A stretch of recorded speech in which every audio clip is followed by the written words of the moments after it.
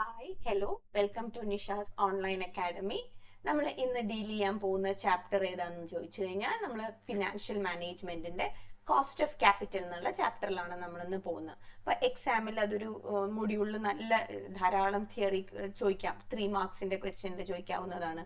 S A ക്വസ്റ്റ്യനിൽ അതിൽ theory ഉണ്ട് എന്നുള്ള. പ്രോബ്ലം ഏരിയ വേറെ, അത് മറ്റേ വീഡിയോയിൽ ചെയ്യാം. പക്ഷെ ഇന്ന് നമ്മളിപ്പോൾ ഇതിന്റെ തിയറി ഭാഗങ്ങളിൽ കൂടുതലും ചോദിക്കുന്ന ക്വസ്റ്റ്യൻസ് വളരെ ഷോർട്ട് ആയിട്ടുള്ള രൂപത്തിലാണ് പറയുന്നത്. സോ ഈ പറയുന്ന വീഡിയോയിൽ what is cost of capital ഉണ്ട്, features of cost of capital, എന്തൊക്കെയാണ് assumptions, what are the assumptions you take when the cost of capital, what is the importance of cost of capital, factors, they say question ആയിട്ടൊക്കെ ചോദിക്കാം, what are the factors determining cost of capital എന്നുള്ളത്. അതേപോലെ തന്നെ ഒരു intro പോലെ types of cost of capital നമുക്ക് അവിടെ കാണാൻ പറ്റും. ഡിഫറെന്റ് ടൈപ്സ് ഓഫ്, കാരണം അത് പ്രോബ്ലത്തിലേക്കുള്ള ഒരു എൻട്രി ആയിട്ടാണ് നമുക്ക് വരിക. സോ ഈ വീഡിയോയിൽ ഇത്രയാണ് നമ്മൾ ചെയ്യാൻ പോകുന്നത്. എൻ്റെ കൂടെ ഒപ്പം ഉണ്ടാവുക, ഞാൻ പറയുന്നത് നന്നായി മനസ്സിലാക്കി വെക്കുക, എന്നിട്ട് വളരെ ഷോർട്ടൻ ചെയ്തിട്ടാണ് പോകുന്നത്. ഓക്കെ, നമുക്ക് കടക്കാം ക്ലാസ്സിലേക്ക്. Okay, what is cost of capital? നമുക്ക് ഒരു 3 മാർക്ക് ക്വസ്റ്റ്യൻ നമ്മൾ ഇതിനെ അപ്രോച്ച് ചെയ്യുമ്പോഴോ, അല്ലെങ്കിൽ ഒരു 6 മാർക്ക് ക്വസ്റ്റ്യൻ അപ്രോച്ച് ചെയ്യുമ്പോഴോ, അല്ലെങ്കിൽ ഒരു എസ് എ ക്വസ്റ്റ്യൻ അപ്രോച്ച് ചെയ്യുമ്പോഴോ എപ്പോഴും ഒരു ഇൻട്രൊഡക്ഷൻ വേണം അല്ലേ? അപ്പൊ അത് കോസ്റ്റ് ഓഫ് ക്യാപിറ്റലിനോട് റിലേറ്റ് ചെയ്തിട്ടുള്ള ഒരു ക്വസ്റ്റ്യൻ ആണെങ്കിൽ എപ്പോഴും നമ്മൾ ഈ ഒരു 3 പോയിന്റ് ആണ് കോസ്റ്റ് ഓഫ് ക്യാപിറ്റലിനെ കുറിച്ച് എഴുതേണ്ടത്. So what is cost of capital എന്ന് ചോദിച്ചു കഴിഞ്ഞാൽ നമ്മുടെ മനസ്സിൽ വരേണ്ട ആദ്യത്തെ പോയിന്റ് എന്താണെന്ന് ചോദിച്ചു കഴിഞ്ഞാൽ that is minimum rate of return എന്നാണ് അതിനെ പറയുക. So it is the minimum rate of return a company must earn to satisfy the shareholders and lenders. അതായത് നമ്മളുടെ കമ്പനിയിലേക്ക് പൈസ തന്നിട്ടുള്ള ഷെയർ ഹോൾഡേഴ്സ്, നമ്മുടെ കമ്പനിയിലേക്ക് കടം തന്നിട്ടുള്ളവരെയാണ് നമ്മൾ ലെൻഡേഴ്സ് എന്നാ പറയാ. ഡിബെഞ്ചർ ഹോൾഡേഴ്സ് എന്നും നമ്മൾ അവരെ പറയും. ഓക്കെ, ഈ ഷെയർ ഹോൾഡേഴ്സിനും ഡിബെഞ്ചർ ഹോൾഡേഴ്സും നമ്മുടെ കമ്പനിയിലേക്ക് പൈസ തരുമ്പോൾ തിരിച്ച് അവർക്ക് എന്തെങ്കിലും കൊടുക്കണ്ടേ? ആ തിരിച്ചു കൊടുക്കുന്നത് എത്ര കൊടുക്കണം? ഒരു മിനിമം തുകയെങ്കിലും കൊടുക്കണ്ടേ? ആ മിനിമം റേറ്റ് ഓഫ് റിട്ടേൺ ആണ് കോസ്റ്റ് ഓഫ് ക്യാപിറ്റൽ. ക്ലിയർ ആയോ? കോസ്റ്റ് ഓഫ് ക്യാപിറ്റൽ എന്ന് പറഞ്ഞാൽ നിങ്ങൾ എഴുതുക, it is the minimum rate of return A company must earn. ഈ മിനിമം റേറ്റ് ഓഫ് റിട്ടേൺ എങ്കിലും എന്ത് ചെയ്യണം? ഇവർക്ക് കൊടുക്കാൻ ഒരു റേറ്റ് ഓഫ് റിട്ടേൺ ഉണ്ട്, മിനിമം റേറ്റ് ഓഫ് റിട്ടേൺ. അതെങ്കിലും എന്ത് ചെയ്യണം? ഏൺ ചെയ്യണം. Okay, it represents the cost of fund used for financing the operation. നമ്മൾ ഒരു പ്രൊജക്റ്റ് തുടങ്ങാൻ പോവാണ്, അതിലേക്ക് ഒരു 100 കോടി വേണം. ആ 100 കോടി നമ്മുടെ കമ്പനിയിലേക്ക് പല രൂപത്തിലെത്തും. ഷെയർ ക്യാപിറ്റൽ രൂപത്തിലെത്തും, ഡിബെഞ്ചർ വഴി എത്തും നമ്മുടെയിലേക്ക്. അപ്പൊ നമുക്ക് പക്ഷെ അവർ പൈസ അങ്ങോട്ട് തരുമ്പോൾ പകരം നമുക്ക് അവർക്ക് തിരിച്ചെന്തെങ്കിലും കൊടുക്കണമല്ലോ, കോസ്റ്റ് വരില്ലേ? ആ cost of fund for financing the ഓപ്പറേഷൻസിനെ റെപ്രസെന്റ് ചെയ്യുന്നു കോസ്റ്റ് ഓഫ് ക്യാപിറ്റൽ എന്ന് പറഞ്ഞാൽ. ഇനി ഇത് എന്തിനാ ഹെൽപ്ഫുൾ ആണെന്ന് കൂടി പറഞ്ഞോളൂ. ഒരു പ്രൊജക്റ്റ് ആണെങ്കിൽ നാച്ചുറലി അതിനോട് അസോസിയേറ്റ് ചെയ്ത് എന്ത് വരും? ഫൈനാൻഷ്യൽ റിസ്ക് വരും. മനസ്സിലായോ? ഇൻവെസ്റ്റ് ചെയ്യുന്നവർക്ക് പ്രോഫിറ്റബിലിറ്റി കിട്ടണം. സോ ഇൻവെസ്റ്റ്മെന്റ് പ്രോഫിറ്റബിലിറ്റിയും അതിലേക്ക് ആഡ് ചെയ്യാം. സോ കോസ്റ്റ് ഓഫ് ക്യാപിറ്റൽ എന്നുള്ള ഒരു ക്വസ്റ്റ്യൻ ചോദിക്കുന്ന സമയത്ത് നമ്മൾ പറയേണ്ട പോയിന്റ്സ് എന്തൊക്കെയാ നമ്മൾ പറയാ? It is the minimum rate of return. അതേപോലെ തന്നെ it represents the cost of fund used for financing the operation. It evaluates, എന്താ ഇവാലുവേറ്റ് ചെയ്യുന്നത്? Financial risk and investment profitability. Okay, അപ്പോൾ കോസ്റ്റ് ഓഫ് ക്യാപിറ്റൽ എന്ന് പറഞ്ഞാൽ നമ്മൾക്ക് കമ്പനിയിലേക്ക് ഫണ്ടുകൾ വരുന്നു. ആ ഫണ്ടുകൾ വരുന്ന സമയത്ത് നമുക്ക് തിരിച്ച് ആ ഫണ്ട് തന്നവർക്ക് റിട്ടേൺ കൊടുക്കണം. ആ റിട്ടേൺ കൊടുക്കുന്നതാണ് എന്ത്? Cost of capital. ഒന്നും കൂടി ഞാൻ ഉറപ്പിച്ചു പറയാം, minimum rate of return. Okay, ഇനി അടുത്തൊരു ക്വസ്റ്റ്യൻ ആണ്, what are the features of cost of capital? Question ചോദിക്കാമല്ലോ എന്നുള്ളത്. ഇനി അല്ല, കോസ്റ്റ് ഓഫ് ക്യാപിറ്റലിനെ 6 മാർക്സിന്റെ ക്വസ്റ്റ്യൻ ആയിട്ടാണെങ്കിലോ ഫീച്ചേഴ്സും കൂടിയും ചേർത്തി നമ്മൾ പറയണം. ഓക്കെ, അപ്പൊ ഈ മിനിമം റേറ്റ് ഓഫ് റിട്ടേൺ എന്ന് പറയുന്നതിനെ പോലെ തന്നെ ഒരു വേർഡ് ആണ്, it is the hurdle rate. Hurdle rate നിങ്ങൾ കേട്ടിട്ടുണ്ടോ? ഹേർഡിൽസ് ഇതിലൊക്കെ കേട്ടിട്ടുണ്ടാവും. ഹേർഡിൽ റേറ്റ് അതായത് അത് ഒരു കടമ്പയാണ്. ഓക്കെ, ആ കടമ്പയിലേക്ക് നമ്മൾ എത്തിയാൽ മാത്രമാണ് ആ പ്രോജക്റ്റ് നമ്മൾ ആക്സെപ്റ്റ് ചെയ്യേണ്ടു. 100 കോടിയുടെ ഒരു പ്രൊജക്ട് നമ്മൾ ചെയ്യുമ്പോൾ അതിൽ നിന്ന് 1 കോടി നമുക്ക് തിരിച്ച ഫണ്ട് തന്നവർക്ക് കൊടുക്കേണ്ടി വരും. ആ 1 കോടിയെങ്കിലും നമുക്ക് വരുമാനമായിട്ട് ആ പ്രൊജക്റ്റിൽ നിന്ന് കിട്ടണം. അല്ലാണ്ട് ആ പ്രൊജക്ട് എന്ത് ചെയ്യേണ്ട ആവശ്യമില്ല, ആക്സെപ്റ്റ് ചെയ്യേണ്ട ആവശ്യമില്ല, നഷ്ടമായി മാറും. അപ്പൊ 100 കോടി ഇറക്കുമ്പോൾ നമുക്ക് 1 കോടി കോസ്റ്റ് വരുന്നു, ഇൻവെസ്റ്റേഴ്സിന് കൊടുക്കേണ്ടി വരുന്നു. ആ 1 കോടിയാണ് ഹേർഡിൽ റേറ്റ്. കാരണം അത് എങ്കിലും നമുക്ക് മിനിമം റിട്ടേൺ ആയിട്ട് എന്ത് ചെയ്യണം, കിട്ടണം. സോ ഫീച്ചേഴ്സിൽ ഈ വേർഡ് എഴുതാൻ പറ്റുമെങ്കിൽ ഓർത്തു വെക്കുക, it is the hurdle rate എന്ന് എഴുതാം. ഓക്കെ. അതേപോലെ തന്നെ നമുക്ക് റിസ്ക് ഉണ്ട് അല്ലേ. ഒരു പ്രൊജക്ട് എന്ന് പറയുമ്പോൾ അതിലേക്ക് ഫണ്ട് കൊണ്ടുവരുന്നു. ആ ഫണ്ട് കൊണ്ടുവരുമ്പോൾ അതിലേക്ക് എന്ത് വരുന്നു, ഇൻവെസ്റ്റ് ചെയ്യുമ്പോൾ നാച്ചുറലി എന്ത് വരും, റിസ്ക് വരും. റിസ്ക് കൂടുന്തോറും കോസ്റ്റ് കൂടും എന്ന് എഴുതാം. കോസ്റ്റ് ഓഫ് ക്യാപിറ്റലിന്റെ ഒരു പോയിന്റിൽ higher the risk of A project higher will be the cost of capital. Okay. അതിനെ നമ്മൾ ഒറ്റ വേർഡിൽ പറഞ്ഞാണ് റിസ്ക് അഡ്ജസ്റ്റഡ് മെഷർ എന്നാണ് അതിനെ പറയണത്. ഇനി റിസ്ക് അഡ്ജസ്റ്റഡ് മെഷർ എന്ന് നിങ്ങൾക്ക് പറയാൻ എഴുതാൻ ബുദ്ധിമുട്ടുണ്ടെങ്കിൽ നിങ്ങൾ ഇങ്ങനെ എഴുതിക്കോളൂ, higher the risk will be higher the cost എന്ന് നമുക്ക് എഴുതാം. ഓക്കെ. ഇനി ഫീച്ചേഴ്സിൽ വേറൊരുന്ന്, നമ്മുടെ ക്യാപിറ്റൽ സ്ട്രക്ചറിന്റെ കോമ്പിനേഷൻ അനുസരിച്ചിരിക്കും കോസ്റ്റ് ഓഫ് ക്യാപിറ്റൽ എന്ന് പറയും. It depends on the capital structure. എന്താ ക്യാപിറ്റൽ സ്ട്രക്ചർ എന്ന് പറഞ്ഞു കഴിഞ്ഞാൽ, നമ്മളുടെ കമ്പനിയിലേക്ക് പുതിയൊരു പ്രൊജക്ടിന് 100 കോടി രൂപ വേണം. ഈ 100 കോടി രൂപ എങ്ങനെയൊക്കെ കൊണ്ടുവരാം? 50 കോടി ഇക്വിറ്റി ഷെയർ വഴി കൊണ്ടുവരാം, 20 കോടി പ്രിഫറൻസ് ഷെയർ വഴി കൊണ്ടുവരാം, ഒരു 30 കോടി എങ്ങനെ സ്വന്തം പൈസയും വേണമെങ്കിൽ എടുക്കാം. സോ ഇവിടെ 50, 20, 30 ഈ കോമ്പിനേഷനെയാണ് ക്യാപിറ്റൽ സ്ട്രക്ചർ എന്ന് പറയാം. വേറൊരു കമ്പനിക്ക് 100 കോടി ഒരു പ്രൊജക്റ്റിൽ ഇറക്കണം. അവരിങ്ങനെയല്ല ചെയ്തത്. അവർ 30 കോടി ഇക്വിറ്റി ഇറക്കി, 20 കോടി പ്രിഫറൻസ് ഇറക്കി, 30 കോടി ഡിബെഞ്ചർ എടുത്തു, 20 കോടി സ്വന്തം പൈസ എടുത്തു. അപ്പോൾ ഓരോ കമ്പനിയുടെയും ക്യാപിറ്റൽ സ്ട്രക്ചർ എന്ത് ചെയ്യും, മാറി മാറി വരും. സോ ഈ ക്യാപിറ്റൽ സ്ട്രക്ചറിനെ ഡിപ്പെൻഡ് ചെയ്തിട്ടാണ് ഏത് കിടക്കുന്നത്, കോസ്റ്റ് ഓഫ് ക്യാപിറ്റൽ കിടക്കുന്നത്. ഓക്കെ. അപ്പൊ അതൊരു ഫീച്ചർ ആണ്. ഓക്കെ. ഇനി ഇറ്റ് ഇൻക്ലൂഡ്സ്, ഈ കോസ്റ്റ് എന്ന് പറയുന്ന സാധനത്തിൽ it includes both implicit cost and explicit cost. അപ്പൊ എന്താ ഇംപ്ലിസിറ്റ് കോസ്റ്റ്, എക്സ്പ്ലിസിറ്റ് കോസ്റ്റ് എന്നൊന്ന് അറിഞ്ഞു വെച്ചാൽ എഴുതുമ്പോൾ ഒന്നും കൂടി നിങ്ങൾ അതിനെ ചിലപ്പോൾ ഫീച്ചേഴ്സ് ചോദിക്കുമ്പോൾ അതിനെ ഡീറ്റെയിൽ ആയിട്ട് എക്സ്പ്ലെയിൻ ചെയ്യണമെന്നൊന്നുമില്ല. It includes explicit cost and implicit cost എഴുതി. അതേസമയം ഒരു 2 മാർക്കിന് 3 മാർക്കിന്റെ ക്വസ്റ്റ്യൻ ചോദിക്കുകയാണ്, വാട്ട് ഈസ് എക്സ്പ്ലിസിറ്റ് കോസ്റ്റ് എന്ന് ചോദിക്കുകയാണെങ്കിൽ നമ്മൾ അത് എന്താന്ന് അത് ഞാൻ ഡീറ്റെയിൽ ആയിട്ട് പറഞ്ഞുതരാം എന്താന്ന്. എന്തായാലും മനസ്സിലാക്കിക്കോളൂ, ഫീച്ചേഴ്സിൽ ഹേർഡിൽ റേറ്റ് എന്നുള്ള വേർഡ്, പിന്നെന്താ high risk leads to high cost, depends on the capital structure of the company, and it includes both explicit cost and implicit cost എന്ന് എഴുതാം. ഇനി ഞാൻ എന്താ ഈ എക്സ്പ്ലിസിറ്റ് കോസ്റ്റ്, എന്താ ഇംപ്ലിസിറ്റ് കോസ്റ്റ് എന്ന് പറയാം. എക്സ്പ്ലിസിറ്റ് കോസ്റ്റ് എന്ന് പറഞ്ഞു കഴിഞ്ഞാൽ 10% രൂപയ്ക്കാണ് ഞാൻ 1 ലക്ഷം രൂപ കടമെടുത്തത്. 10% രൂപയ്ക്കാണ് ഞാൻ 1 ലക്ഷം രൂപ കടമെടുത്തത്. അപ്പൊ എനിക്ക് ബാങ്കിലേക്ക് കൊടുക്കേണ്ട പലിശ 10,000 രൂപയാണ്. 10,000 rupees I have to pay as interest. Okay. So this is explicit cost. Okay. ഇനി എൻ്റെ കമ്പനിയിലേക്ക് ഞാൻ 1 lakh rupees ഇൻവെസ്റ്റ് ചെയ്ത് എൻ്റെ സ്വന്തം പൈസയാണ്.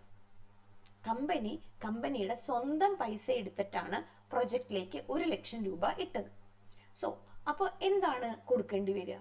ബാങ്കുകാർക്കാണെങ്കിൽ പലിശ കൊടുക്കണം. നമ്മൾ നമ്മളുടെ പോക്കറ്റിൽ നിന്ന് തന്നെ പൈസ എടുത്തു കൊടുത്താൽ എന്താണ്, നമ്മൾ നമുക്ക് തന്നെ പലിശ കൊടുക്കുമോ? കൊടുക്കാറില്ല പൊതുവെ, അല്ലേ? പക്ഷേ ഒരു കാര്യം ആലോചിച്ച് നോക്കൂ, ഈ 1 ലക്ഷം ഞാൻ ആ കമ്പനിയിൽ ഇടാതിരുന്നെങ്കിൽ അത് 1 ലക്ഷം ഫിക്സഡ് ഡെപ്പോസിറ്റ് ആയിട്ട് ബാങ്കിൽ കടന്നേനെ. അങ്ങനെയാണെങ്കിൽ എനിക്ക് പലിശ കിട്ടിയേനെ 5%, ഒരു 5,000 രൂപ പലിശ കിട്ടിയേനെ. അത് വേണ്ട എന്ന് വെച്ചിട്ടാണ് ഞാൻ എന്ത് ചെയ്തത്, കമ്പനിയിൽ കൊണ്ടുവന്നിട്ടത്. സോ ഞാൻ സാക്രിഫൈസ് ചെയ്തു. I sacrificed 5,000 rupees because of my investment in 1 lakh rupees in the company. So ആ 5,000-നെയാണ് എന്ത് പറയാ, implicit cost. സാക്രിഫൈസ് ചെയ്യുന്ന എമൗണ്ടിനെയാണ് നമ്മൾ എന്ത് പറയാ, implicit. കോസ്റ്റ് ഓഫ് ക്യാപിറ്റൽ എടുക്കുമ്പോൾ എക്സ്പ്ലിസിറ്റ് കോസ്റ്റ് എടുക്കണം, അതേപോലെ നമ്മൾ വേണ്ട എന്ന് വെച്ച സാക്രിഫൈസ് ചെയ്ത കോസ്റ്റ് എത്രയാണോ അതും എടുക്കുമെന്നാണ് പറയുന്നത്. ഇപ്പൊ ക്ലിയർ അല്ലേ? ഓക്കെ. ഇനി നമ്മൾ അസംഷൻസ് എന്നുള്ളത് വളരെ ഷോർട്ടൻ ചെയ്തിട്ടാണ്, ഒരു എക്സാം പോയിന്റ് ഓഫ് വ്യൂവിൽ നിങ്ങൾ ഈ പോയിന്റ്സുകൾ തന്നെ ഡീറ്റെയിൽ ചെയ്ത് പഠിച്ചാൽ മതി. പോയിന്റ്സിനെ ഹൈലൈറ്റ് ചെയ്തിട്ട് കാര്യം മനസ്സിലാക്കി അതിനെ എക്സ്പ്ലെയിൻ ചെയ്താൽ മതി.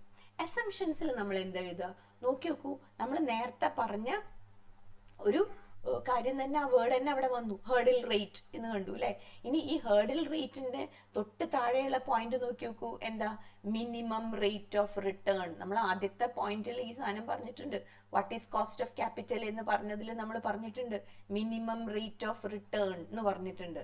അപ്പൊ ഫസ്റ്റ് പോയിന്റിൽ മിനിമം റേറ്റ് ഓഫ് റിട്ടേൺ ഇതിലേക്ക് എടുത്തു, സെക്കൻഡ് പോയിന്റിൽ ഏതെടുത്തു? ഹേർഡിൽ റേറ്റും എടുത്തു. അതേപോലെ റിസ്കിനെ കുറിച്ചും നമ്മൾ അസംഷൻസിൽ പറയാം. ഇറ്റ് ഇൻക്ലൂഡ്സ് ബിസിനസ് ചെയ്യുന്ന സമയത്ത്, ഇൻവെസ്റ്റ്മെന്റ്സ് മേടിക്കുന്ന സമയത്ത് സീറോ റിസ്ക് ഇൻവെസ്റ്റ്മെന്റ്സ് ആയിരിക്കും ചിലപ്പോ. നമുക്ക് ബിസിനസ് റിസ്കുകളുണ്ട്, ഫൈനാൻഷ്യൽ റിസ്കുകളുണ്ട്. സോ ഈ റിസ്കുകളൊക്കെ നമ്മൾ അസംഷൻസിൽ എടുക്കുമ്പോൾ എടുക്കണം. കോസ്റ്റ് ഓഫ് ക്യാപിറ്റൽ കണക്കാക്കുമ്പോൾ, ഇപ്പൊ കോസ്റ്റ് ഓഫ് ഇക്വിറ്റി ഒക്കെ ചെയ്യുന്ന സമയത്ത് റിസ്ക് ഫ്രീ ഇൻവെസ്റ്റ്മെന്റ്സ് ഉണ്ട്. ഗവൺമെന്റ് ഇൻവെസ്റ്റ്മെന്റ്സ് ആണെങ്കിൽ അതിൽ നിന്ന് കിട്ടുന്ന റിട്ടേൺ ഒക്കെ എടുത്തിട്ടാ ചെയ്യുക. അതൊന്നും ഇപ്പൊ ആലോചിക്കണ്ട, അതൊക്കെ പ്രോബ്ലം ചെയ്യുമ്പോഴല്ലേ, അതൊക്കെ നമുക്ക് പിന്നെ ആലോചിക്കാം. അപ്പൊ എന്തായാലും അസംഷൻസ് എടുക്കുമ്പോൾ കോസ്റ്റ് ഓഫ് ക്യാപിറ്റലിന്റെ പ്രോബ്ലം ചെയ്യുമ്പോഴോ അതിന്റെ തിയറട്ടിക്കൽ ബേസ് എടുക്കുമ്പോഴോ ഏത് റിസ്കുകൾ എടുക്കുന്നുണ്ട്? സീറോ റിസ്ക് എടുക്കുന്നുണ്ട്, ബിസിനസ് റിസ്ക് കൺസിഡർ ചെയ്യുന്നുണ്ട്, ഫൈനാൻഷ്യൽ റിസ്കും കൺസിഡർ ചെയ്യുന്നുണ്ട്. ക്ലിയർ ആണോ അസംഷൻസ്? അപ്പൊ ഒരു point minimum rate of return ആണ്, വേറൊരു പോയിന്റ് ഹർഡിൽ റേറ്റ് ആണ്. അതായത് നമ്മൾക്ക് മിനിമം കിട്ടേണ്ട, ഏൺ ചെയ്യേണ്ട ഇൻകം ആണ് ഹർഡിൽ റേറ്റ് എന്ന് പറയുന്നത്. ഓക്കെ, ആൻഡ് റിസ്കുകളുടെ കാര്യങ്ങൾ എടുക്കാം. ഇനി importance of cost of capital എന്താണ്? ഇപ്പൊ ഗുണം, എന്തെങ്കിലുമൊക്കെ ഗുണമുണ്ടോ? ഈ ഇമ്പോർട്ടൻസ് എന്തൊക്കെയാ? എന്തെങ്കിലും ഒരു കാര്യമില്ലാതെ ആവില്ലല്ലോ. കോസ്റ്റ് ഇപ്പൊ നോക്കി നോക്കൂ, ഇത്രയും കാര്യങ്ങൾ ചെയ്യുമ്പോൾ അതിന്റെ ഗുണങ്ങൾ എന്തൊക്കെയാണ്? ഡിസിഷൻ മേക്കിംഗ് എന്ന് എഴുതുക. It helps for financial decision making എന്ന് എഴുതിയാൽ തന്നെ വലിയൊരു പോയിന്റ് ആയി. ഇനി എന്തൊക്കെയാണ് ഫൈനാൻഷ്യൽ ഡിസിഷൻസ്? അവിടെയാണ് പറയുന്നത് ക്യാപിറ്റൽ ബഡ്ജറ്റിംഗ് ഡിസിഷൻസ്. എന്താ ക്യാപിറ്റൽ ബഡ്ജറ്റിംഗ് ഡിസിഷൻസ്? രണ്ട് പ്രൊജക്ട് നമ്മുടെ മുമ്പിലുണ്ട്. എക്സ് പ്രൊജക്ട് ചെയ്യാം, അല്ലെങ്കിൽ വൈ പ്രൊജക്ട് ചെയ്യാം. ഏതോ എങ്കിലും ഒന്നേ ചെയ്യാൻ പറ്റുള്ളൂ. ഏത് ചെയ്യണം? എക്സ് ചെയ്യണോ വൈ ചെയ്യണോ? അവിടെ കോസ്റ്റ് ഓഫ് ക്യാപിറ്റലിന് ഭയങ്കര ഇമ്പോർട്ടൻസ് ഉണ്ട്. അതേപോലെ ഓപ്റ്റിമൽ ക്യാപിറ്റൽ സ്ട്രക്ചർ ഡിസൈൻ. അപ്പൊ വേർഡുകൾ ഓർക്കേണ്ടത് ക്യാപിറ്റൽ ബഡ്ജറ്റിംഗ് ഡിസിഷൻസ് എടുക്കാൻ. അതേപോലെ ഓപ്റ്റിമൽ ക്യാപിറ്റൽ സ്ട്രക്ചർ. ഞാൻ നേരത്തെ പറഞ്ഞു, ഒരു കമ്പനി 100 കോടി കളക്ട് ചെയ്യുന്നത് 50 കോടി ഇക്വിറ്റി, 20 കോടി പ്രിഫറൻസ്, 10 കോടി ഡിബെഞ്ചർ, 10 കോടി സ്വന്തം കാശ്. അപ്പൊ ഈ ഒരു കോമ്പിനേഷനെയാണ് നമ്മൾ എന്ത് പറയാ? ക്യാപിറ്റൽ സ്ട്രക്ചർ എന്ന് പറയാം. പിന്നെ കമ്പനിയുടെ ഫൈനാൻഷ്യൽ പെർഫോമൻസ് എങ്ങനെയുണ്ടെന്നുള്ളതൊക്കെ മെഷർ ചെയ്യാൻ പറ്റും നമുക്ക്. അതേപോലെ ഫേമിനെ വാല്യുവേഷൻ, ഫേം വാല്യുവേഷൻ സ്റ്റോക്ക് എക്സ്ചേഞ്ചിലൊക്കെ ഫേമിന്റെ വാല്യുവേഷൻ ഇസ് വെരി ഇമ്പോർട്ടൻറ്റ്, അതിന് ഹെൽപ്ഫുൾ ആയിരിക്കും. അതേപോലെ നമ്മൾ നേരത്തെ പറഞ്ഞ റിസ്ക് വീണ്ടും വന്നു, ഹെൽപ്സ് ഇൻ റിസ്ക് അസസ്മെന്റ്. അപ്പൊ എന്തൊക്കെയാ ഇമ്പോർട്ടൻസിൽ പറയുകയാണെങ്കിൽ നമുക്ക് കുറെ പറയാം. നമുക്ക് പക്ഷെ എക്സാം ഓറിയന്റഡ് അല്ലേ നമ്മൾ പഠിക്കുന്നത്. ഓക്കെ, നമ്മളൊരു സെമിനാർ, നമുക്ക് എന്താണ് വേണ്ടത്? പോയിന്റ് വൈസ് ആണ് വരുന്നത്. എക്സാം പോയിന്റ് ഫോക്കസ്ഡ് ആണ്. ഒരു 2.5 hours importance of cost of capital ഒരു 3 മാർക്കിന്റെ ക്വസ്റ്റ്യൻ വരുമ്പോൾ നമുക്ക് കിട്ടുന്ന ടൈമിന്റെ ഉള്ളിൽ നമ്മൾ എഴുതി തീർക്കണ്ടേ? സോ 5 പോയിന്റ് നമ്മൾ വേഗം തന്നെ അങ്ങനെ ഹെഡ്ലൈൻസിൽ ഹൈലൈറ്റ് ചെയ്ത് എഴുതുക. പിന്നെ നമ്മൾ അതിന്റെ എക്സ്പ്ലനേഷൻ കൊടുക്കാം. ഓക്കെ, ഇപ്പൊ ക്യാപിറ്റൽ ബഡ്ജറ്റിംഗ് ഡിസിഷൻസ് എടുക്കണം, ഓപ്റ്റിമൽ ക്യാപിറ്റൽ സ്ട്രക്ചർ ഡിസിഷൻസ്, പെർഫോമൻസിന്റെ മെഷർമെന്റിന്, ഫേമിന്റെ വാല്യുവേഷന്, അതേപോലെ റിസ്ക് അസസ്മെന്റിന്. ഇനി നോക്കി നോക്കൂ, നെക്സ്റ്റ് ആണ് 5ാമത്തെ ഒരു ക്വസ്റ്റ്യൻ ആണ് factors determining cost of capital. ഇത് സത്യം പറഞ്ഞാൽ ഒരു 10 മാർക്സിന്റെ എസ്സേ ക്വസ്റ്റ്യൻ ആയിട്ട് വരാം. കണ്ടു, അത്രയും പോയിന്റുകൾ അതിലുണ്ട്. ഓക്കെ, 6 മാർക്സിന് ചോദിച്ചുകൂടായ ഒന്നുമില്ല, പക്ഷെ മറ്റേലേക്കൊന്നും പോവില്ല, 3-ലൊന്നും അല്ല, കുറച്ച് അത്യാവശ്യം നല്ല മാർക്കുകളിൽ തന്നെയാണ് വരിക. What are the factors? നമ്മളുടെ കമ്പനിയുടെ കോസ്റ്റ് ഓഫ് ക്യാപിറ്റൽ ഡിറ്റർമിൻ ചെയ്യുന്ന ഘടകങ്ങൾ ഏതൊക്കെയാണ്? അപ്പോൾ ആ ഫാക്ടേഴ്സിനെ നമ്മൾ നല്ലോണം ശ്രദ്ധിക്കണം. ഏതൊക്കെ ഫാക്ടേഴ്സ് ആണ് കോസ്റ്റ് ഓഫ് ക്യാപിറ്റലിനെ ബാധിക്കുന്നത്? ഒന്ന്, നമ്മുടെ ഇക്കണോമിക് കണ്ടീഷൻ എന്ന് പറയാം. അതിനാണ് അവിടെ പോയിന്റ് ചെയ്തിരിക്കുന്നുണ്ടോ? ഇക്കണോമിക് കണ്ടീഷനാണ് market conditions and interest rate. നമ്മുടെ സ്റ്റോക്ക് എക്സ്ചേഞ്ചിന്റെ കണ്ടീഷൻ എന്താ? നന്നായി കൂടി നിൽക്കുകയാണ് സിറ്റുവേഷനിലാണ് എന്നുണ്ടെങ്കിൽ കോസ്റ്റ് ഓഫ് ക്യാപിറ്റലൊക്കെ വളരെ നമുക്ക് അതിന്റെ ഇത് കാണിക്കും, അതിന്റെ ഒരു ഹൈനെസ്സോ അതിന്റെ ഒരു ലോനെസ്സോ കാണിക്കും. അതേപോലെ തന്നെ ഇൻട്രസ്റ്റ് റേറ്റ്, ബാങ്ക് എന്നുള്ള ഇൻട്രസ്റ്റ് റേറ്റ്, ഓക്കെ, ഡിബെഞ്ചേഴ്സിന്റെ ഇൻട്രസ്റ്റ് റേറ്റ്, ഇതൊക്കെ ഏതിനെ ബാധിക്കും? കോസ്റ്റ് ഓഫ് ക്യാപിറ്റലിനെ. അപ്പോൾ നമ്മുടെ നാട്ടിലുള്ള മാർക്കറ്റ് കണ്ടീഷൻസ്, മണി മാർക്കറ്റിന്റെ കണ്ടീഷൻസ്, അല്ലെങ്കിൽ ഇതിനെ ജനറലൈസ് ചെയ്തൊരു വാക്ക് പറയാം, സോഷ്യോ എക്കണോമിക് കണ്ടീഷൻസ് എന്ന് വേണമെങ്കിൽ ഒറ്റയടിക്ക് പറയാം, ഒറ്റ വേർഡിൽ പറയാൻ പറ്റും. അതേപോലെ റിസ്കുകൾ, നമ്മൾ ഈ ഓപ്പറേറ്റിംഗ് ആൻഡ് ഫൈനാൻഷ്യൽ റിസ്ക് എന്നൊക്കെ ഞാൻ ഇവിടെ പറഞ്ഞാലും നിങ്ങൾക്ക് മറ്റ് റിസ്കുകൾ പറയാം. Zero risk, business risk, financial റിസ്കുകളൊക്കെ ഇതിനെ ബാധിക്കും. നേരത്തെ ക്യാപിറ്റൽ സ്ട്രക്ചർ 100നെ വെട്ടി നുറുക്കിയില്ലേ, 50, 20, 30, 10 എന്ന്. ആ ക്യാപിറ്റൽ സ്ട്രക്ചർ ഡിസിഷൻസ്. പിന്നെ ക്രെഡിറ്റ് റേറ്റിംഗ്. നമ്മുടെ കമ്പനിയുടെ ക്രെഡിറ്റ് റേറ്റിംഗ് വളരെ ഇമ്പോർട്ടൻ്റ് ആണ്. നല്ല എ ഗ്രേഡൊക്കെ ഉള്ള കമ്പനിയാണ് എന്നുണ്ടെങ്കിൽ മാർക്കറ്റിൽ നമുക്ക് പെട്ടെന്ന് ക്രെഡിറ്റ് കിട്ടും, ബാങ്കിൽ നിന്ന് നല്ല പെട്ടെന്ന് ലോണ് കിട്ടും. സോ നമ്മുടെ കോസ്റ്റ് ഓഫ് ക്യാപിറ്റൽ കുറഞ്ഞു കിട്ടും. അപ്പോൾ നമ്മുടെ ക്രെഡിറ്റ് റേറ്റിംഗ്, അതേപോലെ ഇൻവെസ്റ്റർ ആഗ്രഹിക്കുന്ന റിക്വയർഡ് റേറ്റ്.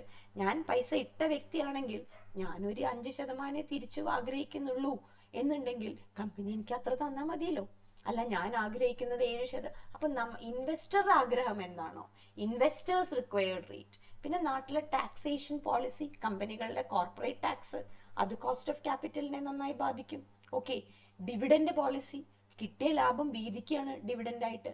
അത് കൂടുതൽ മുഴുവനും വീതിക്കുന്ന ചില രീതികളുണ്ട്. ചിലർ പകുതി ഇവിടെ മാറ്റി വെച്ചിട്ട് പകുതിയെ വീതിക്കുള്ളൂ. സോ ആ ഡിവിഡൻഡ് പോളിസി ബാധിക്കും കോസ്റ്റ് ഓഫ് ക്യാപിറ്റലിനെ. ഇന്റേണൽ ഫണ്ട്സ്, നമ്മുടെ സ്വന്തം പൈസ 100 കോടിയിൽ 80 കോടിയും സ്വന്തം പൈസ എടുക്കാൻ തീരുമാനിച്ചാൽ ബാക്കി 20 കോടിയല്ലേ വേണ്ടൂ ഇക്വിറ്റിക്കാർക്ക്.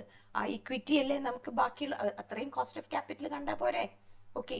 ഫ്ലോട്ടേഷൻ കോസ്റ്റ് എല്ലാവർക്കും സംശയമുള്ള വേർഡാണ്. What is flotation cost? 2 മാർക്കിന് ചോദിക്കാം. What is flotation cost? Stock എക്സ്ചേഞ്ചിൽ പോയിട്ട് ഷെയർ ഇഷ്യൂ ചെയ്തിട്ടോ ഡിബഞ്ചർ ഇഷ്യൂ ചെയ്തോ പൈസ കളക്ട് ചെയ്യാൻ തീരുമാനിച്ചാൽ നമുക്ക് എന്ത് കോസ്റ്റ് വരും? ഒരു ഫ്ലോട്ടേഷൻ കോസ്റ്റ് വരും. അപ്പൊ നമ്മൾ പറയില്ല ഒരു മെമ്പർഷിപ്പ് ഫീ ഒക്കെ. കാരണം അവിടെ ഒരു വലിയൊരു പ്ലാറ്റ്ഫോം നമുക്ക് തരാണ്. പോയിട്ട് പൈസ കളക്ട് ചെയ്യാനുള്ള ഒരു പ്ലാറ്റ്ഫോം നമുക്ക് കിട്ടുകയാണ്. ആ പ്ലാറ്റ്ഫോമിൽ കയറണം എന്നുണ്ടെങ്കിൽ, ഷെയർ ഇഷ്യൂ ചെയ്യണമെങ്കിൽ സ്റ്റോക്ക് എക്സ്ചേഞ്ച്, സെബിയുടെ പവേഴ്സ് ഒക്കെ പഠിക്കുമ്പോൾ നമ്മൾ പഠിച്ചിട്ടുണ്ട് ഫ്ലോട്ടേഷൻ കോസ്റ്റ്. അപ്പൊ കോസ്റ്റ് ഓഫ് ക്യാപിറ്റലിനെ ബാധിക്കുന്ന കാര്യങ്ങൾ ഏതൊക്കെ, ഘടകങ്ങൾ ഏതൊക്കെ?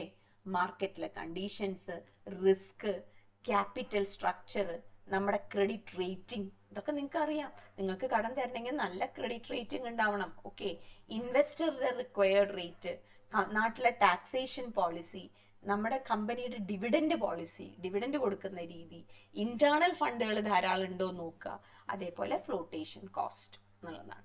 ടൈപ്സ് ഓഫ് ക്യാപിറ്റൽ ആണ് നെക്സ്റ്റ് ഒരു ക്വസ്റ്റ്യൻ ചോദിക്കാനുള്ളത്. പല ടൈപ്പ് ഓഫ് കോസ്റ്റുകളുണ്ട്. ഹിസ്റ്റോറിക്കൽ കോസ്റ്റ് എന്ന് പറയാം. അപ്പൊ ഞാൻ അത് വേഗം പറഞ്ഞുതരാം. ഹിസ്റ്റോറിക്കൽ പേരിൽ തന്നെ ഉണ്ട്. It's already incurred cost. വന്നു കഴിഞ്ഞു, നമ്മൾ ചെലവാക്കി കഴിഞ്ഞു. എൻ്റെ പ്രൊജക്റ്റിന് 2020 ഞാൻ പ്രൊജക്ട് തുടങ്ങി, 20 കോടി അതിൽ നിക്ഷേപിച്ചു കഴിഞ്ഞു, അസറ്റ്സ് ഒക്കെ വാങ്ങി കഴിഞ്ഞു. So that 20 crores is known as historical. The cost that has already been expended for purchase of fixed assets. Fixed assets ഒക്കെ വാങ്ങിക്കാൻ വേണ്ടി ഓൾറെഡി നമ്മൾ ചെലവഴിച്ച പൈസയാണ് നമ്മൾ എന്ത് പറയുന്നത്? Historical cost. നിങ്ങൾ example എഴുതൂ. The company purchased a land and building for 20 crore in the year 21-22. It is called historical cost. This 20. കാരണം ഓൾറെഡി നമ്മൾ ചെലവഴിച്ച് കഴിഞ്ഞ എല്ലാ കോസ്റ്റുകളും എന്താണ്? ഹിസ്റ്റോറിക്കൽ കോസ്റ്റ് ആണ്. ഫ്യൂച്ചർ, നേരെ വിപരീതം. ഫ്യൂച്ചർ, അടുത്ത കൊല്ലം ഞാൻ ഒരു പുതിയ പ്രൊജക്ട് തുടങ്ങാൻ വിചാരിക്കുന്നുണ്ട്. ഏകദേശം അതിനൊരു 10 കോടി വരും. ആ പ്രൊജക്ടിന്റെ പേര് ABC പ്രൊജക്ട് എന്നാണ്. സോ ആ 10 കോടി എന്നാണ് ഫ്യൂച്ചർ കോസ്റ്റ് എന്നാണ് പറയാ. The expected future cost, expectation ആണ്. ഓക്കെ. സ്പെസിഫിക് കോസ്റ്റ്, കൃത്യമായിട്ട് cost of equity, cost of preference share, cost of debenture, ഇങ്ങനെ ഒരു നമുക്ക് ഫണ്ട് വന്നത് ഇക്വിറ്റിയും പ്രിഫറൻസ് ഒക്കെ വഴിയാണ്. സ്പെസിഫിക് ആണ്. This cost of equity, cost of preference, cost of debenture, ഇങ്ങനെ ഒറ്റയ്ക്ക് വേറിട്ട് നമ്മൾ കോസ്റ്റ് കാണുകയാണെങ്കിൽ അതാണ് സ്പെസിഫിക് കോസ്റ്റ്. ഇനി എന്നാൽ ഇതെല്ലാം കൂടി ഓവറോൾ കോസ്റ്റ് കണ്ടാലോ, അതിനെ പറയും കോമ്പോസിറ്റ് കോസ്റ്റ് എന്ന് പറയും. ഓക്കെ. അപ്പോൾ സെപ്പറേറ്റ് കാണാം, എല്ലാം കൂടി മൊത്തം കാണാൻ പറ്റും. അതാണ് കോമ്പോസിറ്റ്. എക്സ്പ്ലിസിറ്റും ഇംപ്ലിസിറ്റും ഞാൻ നേരത്തെ തന്നെ പറഞ്ഞു കഴിഞ്ഞു. ഇംപ്ലിസിറ്റിനെ ഓർമ്മയുണ്ടോ? Sacrificed amount. നമ്മൾ വേണ്ട എന്ന് വിചാരിച്ച് ഈ പൈസ എനിക്ക് വേണ്ട, ആ പൈസ ഞാൻ കമ്പനിയിലേക്ക് നിക്ഷേപിക്കാൻ പോവാണ്. സോ നമ്മൾ എന്താണോ വേണ്ട എന്ന് വെച്ചാൽ അതിനെയാണ് ഇംപ്യൂട്ടഡ് കോസ്റ്റ് എന്നൊക്കെ പറയും. ഓപ്പർച്യൂണിറ്റി കോസ്റ്റ് എന്നൊക്കെ അതിനെ പറയാറുണ്ട്. Marginal cost. മാർജിനൽ കോസ്റ്റ് എന്ന് പറയുമ്പോൾ നിങ്ങളുടെ എക്കണോമിക്സ് ഓർമ്മ വരണം. ഒരു യൂണിറ്റ് കൂടിയാൽ കോസ്റ്റിൽ എത്ര കൂടുതൽ വന്നു, അതാണ് മാർജിനൽ കോസ്റ്റ്. നമ്മുടെ മൊത്തം ടോട്ടൽ ഫണ്ടിൽ 1 കോടി ഫണ്ട് ഉണ്ട്. ആ 1 കോടി ഫണ്ടിൽ നിന്നും 1 രൂപയും കൂടി ഒരു എക്സ്ട്രാ വന്നു. ആ 1 രൂപ എക്സ്ട്രാ വന്നപ്പോൾ നമുക്ക് കുറച്ചും കൂടി എക്സ്ട്രാ കോസ്റ്റ് വന്നു. അപ്പോൾ ഒരു additional cost of 1 more unit, ഒരു എക്സ്ട്രാ യൂണിറ്റും കൂടിയും വരുമ്പോൾ, രൂപയും കൂടിയും വരുമ്പോൾ നമുക്ക് വരുന്ന അഡീഷണൽ കോസ്റ്റിനെയാണ് എന്ത് പറയുക? Marginal cost. ഈ historical cost, future cost, specific cost ഒക്കെ ഉണ്ടല്ലോ മക്കളെ, ഇതൊക്കെ 2 മാർക്ക് 3 മാർക്ക് ക്വസ്റ്റ്യൻ ഒക്കെ വരും എന്നുള്ളതാണ്. ഓക്കെ, അപ്പോൾ അതിനെ ഒന്ന് നന്നായി ഒരു 2 വരി, ഇപ്പൊ ഹിസ്റ്റോറിക്കൽ കോസ്റ്റിന് എക്സാമ്പിൾ ചെയ്തതിനെ പോലെ തന്നെ നമ്മൾ പറഞ്ഞു പൈസ ബിൽഡിംഗ് വാങ്ങിച്ചു കഴിഞ്ഞു, അടുത്ത ഇങ്ങനെയൊക്കെ ഒരു എക്സാമ്പിളും കൂടി ഇട്ട് വെക്കുക. ഓക്കെ, ഇപ്പൊ മാർജിനൽ കോസ്റ്റിൽ, ഇപ്പൊ ഇംപ്ലിസിറ്റ് കോസ്റ്റിൽ ബാങ്ക് ഫിക്സഡ് ഡെപ്പോസിറ്റ് എന്നുള്ള ഇൻകം അത് സാക്രിഫൈസ് ചെയ്തിട്ട് ബിസിനസ്സിലേക്ക് ഇട്ടു. അപ്പൊ അത് ആ സാക്രിഫൈസ് ചെയ്ത എമൗണ്ട് ആണ് ഇംപ്ലിസിറ്റ് കോസ്റ്റ് എന്ന് എഴുതാം. Okay, then next marginal cost. ഒരു 1 മോർ യൂണിറ്റ് എക്സ്ട്രാ വരുമ്പോൾ, ഫണ്ട് വരുമ്പോൾ എന്താണ് അഡീഷണലി വരുന്നത്? ആ കോസ്റ്റിനെയാണ് എന്ത് പറയുന്നത്? മാർജിനൽ കോസ്റ്റ് എന്ന് പറയുന്നത്. ഇനി നമ്മൾ ലാസ്റ്റ് ഞാൻ ഇത് ചെയ്യാണ്, ഇവിടെ ഞാൻ വൈൻഡ് അപ്പ് ചെയ്യാണ്. കാരണം ഇത് നമുക്കിനി പ്രോബ്ലം ബേസിലേക്കാണ് അടുത്ത ഇത് പോണ്ടത്, നമുക്ക് അടുത്ത വീഡിയോ പോണ്ടത്. അവിടെയാണ് നമ്മൾ ഈ കമ്പോണൻസ് പഠിക്കുക. ഓക്കെ, അപ്പോൾ ഓരോ കമ്പോണൻറ്റും ഞാൻ എടുത്ത് നമ്മൾ പ്രോബ്ലം ചെയ്യും. സോ കമ്പോണൻസ് എന്ന് പറയുന്നത് കോസ്റ്റ് ഓഫ്, നമുക്ക് കമ്പനിക്ക് പൈസ വരുന്ന സോഴ്സ് നോക്കിക്കോളൂ കേട്ടോ. ഇക്വിറ്റി ഷെയർ വഴി വരാം, പ്രിഫറൻസ് ഷെയർ വഴി പൈസ വരാം, ഡിബെഞ്ചേഴ്സ് കടപ്പത്രം എന്ന് പറയും അല്ലെ, ജനങ്ങളുടെ നിന്ന് ലോൺ എടുക്കാം. ബാങ്കിൽ നിന്ന് ലോൺ കിട്ടിയില്ലെങ്കിൽ സ്റ്റോക്ക് എക്സ്ചേഞ്ചിലേക്ക് പോയി ജനങ്ങളോട് പറയൂ കുറച്ച് പൈസ തരും എൻ്റെ കമ്പനിയിലേക്ക്, ഞാൻ പലിശ തരാം എന്ന് പറഞ്ഞ് നമ്മൾ കടം മേടിക്കാം. So that is debentures. സ്വന്തം പൈസ എടുക്കാം, അതാണ് റീറ്റെയിൻഡ് ഏർണിങ്സ്. ഇതെല്ലാം കൂടി മൊത്തമുള്ളതാണ് WACC എന്ന് പറയുന്നത്. നല്ല ചാപ്റ്ററാണ്, നല്ല ഭംഗിയായിട്ട് പഠിക്കാം. കുറച്ച് ഫോർമുലാസിന്റെ അപ്ലിക്കേഷൻ മാത്രമേ ഉള്ളൂ. അപ്പൊ നമുക്ക് കാണാം അടുത്ത വീഡിയോയിൽ. നമ്മൾ പ്രോബ്ലം ആയിട്ടാണ് വരിക. നമ്മൾ കോസ്റ്റ് ഓഫ് ഡിബെഞ്ചേഴ്സിന്റെ കാര്യം എടുത്തിട്ടാണ് നമ്മൾ ആദ്യം തന്നെ വരിക. അപ്പൊ ഒന്നും കൂടി ഞാൻ ഇതിൽ നോട്ട്സ് ഇടാം, PDF നോട്ട്സ്. ഈ നോട്ട് അതിലേക്ക് ഇടാം. അഡീഷണൽ നോട്ട്സും കൂടി എൻ്റെ കയ്യിലുള്ളതും കൂടി ഞാൻ ഇതിലേക്ക് ആഡ് ചെയ്യാം. ഇഷ്ടപ്പെട്ടാൽ നിങ്ങൾ മറക്കരുത് ചാനൽ സബ്സ്ക്രൈബ് ചെയ്യണം, ലൈക്ക് ചെയ്യണം, ഷെയർ ചെയ്യണം. ഓക്കെ, അതേപോലെ തന്നെ എന്തെങ്കിലുമൊക്കെ സജഷൻസ് ഉണ്ടെങ്കിൽ കമൻറ്റ് ബോക്സിലും ഇടണം. ഓക്കെ, എൻ്റെ കൂടെ എന്നും ഉണ്ടാവുക. Always be with Nisha's online academy. Thank you, by.